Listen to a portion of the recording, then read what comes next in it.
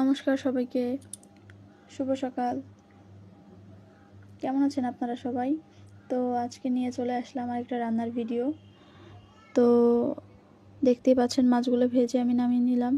সেই কড়াতে আলু আর উচ্ছেগুলো ভেজে নিব। তো এই ভাজিটা আমার অনেক পছন্দের ভাজি। তো কার কার পছন্দের সবাই একটু কমেন্ট করে জানাবেন। এই যে ভেজে নিচ্ছিলাম। আসলে এই ভাজিটা হলে এক প্লেট ভাত নিমিশেই খাওয়া যায়।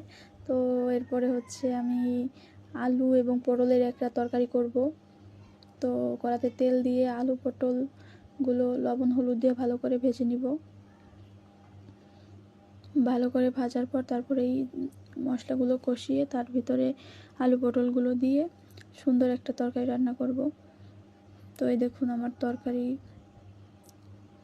অনেক সুন্দর কালার এসেছিলো। এই হচ্ছে তরকারি ফাইনাল লুক। তো সবাই ভালো থাকবেন।